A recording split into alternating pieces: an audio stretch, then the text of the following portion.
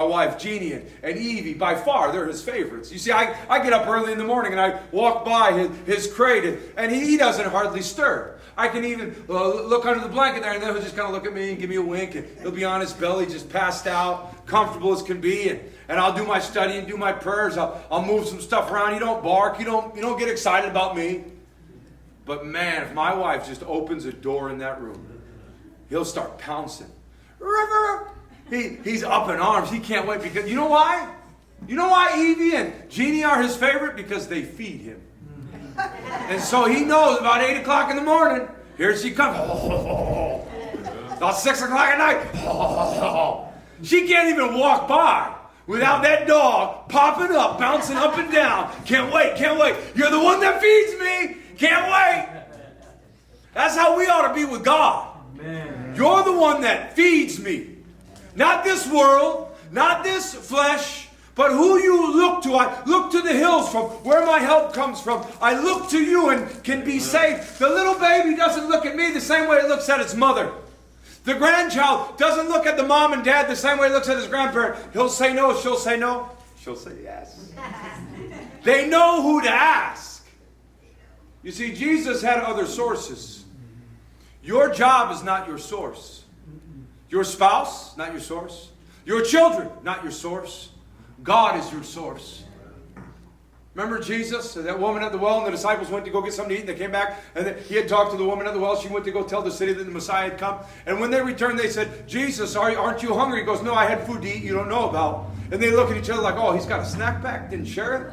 Wait, what's up? He had a Snickers bar, and he was waiting for us to leave, and he was going to eat it without us? Come on. Jesus, what's this secret food you got? And he goes, my meat is to do the will of my Father. Amen. It feels good to do good.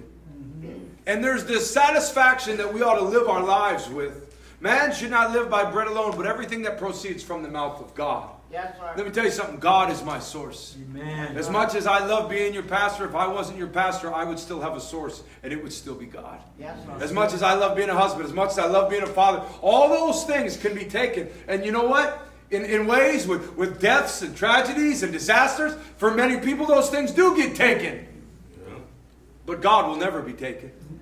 Would you abstain from fleshly living to demonstrate to God that you're but a sojourner? A sojourner means a traveler. It means somebody that's waiting. After church today, I'll go back home. I live in Moreno Valley, and I will pass by the Pigeon Pass Frederick exit where there is an In-N-Out burger. And we all like In-N-Out burger. I don't know anybody doesn't like In-N-Out burger. I mean, and we always want to stop at In-N-Out burger. I said, where do you guys want to go? That name, In-N-Out, comes up every week, but we almost never stop there. You know why? Because there's a line out the parking lot, around it, through the road, almost backing up to the freeway. You'll be waiting in line a half hour. I mean, I might drop off some of my kids, drop the rest off, come back, pick up our food, something like that maybe. But those people are willing to wait. People will wait in a long line because they're just passing through. They just want to get it and they want to go. This world is like that. We're just passing through. There's something we got to get and then we got to go. If you were really going camping, you'd pitch a tent, you'd have a fire. If you were really going camping, you'd probably go fishing and then eat the fish you got. And if you didn't catch a fish, man, you're going hungry. Contrast that with someone says they're going camping and they have an RV. And they got Grubhub come and bring them burgers and pizza.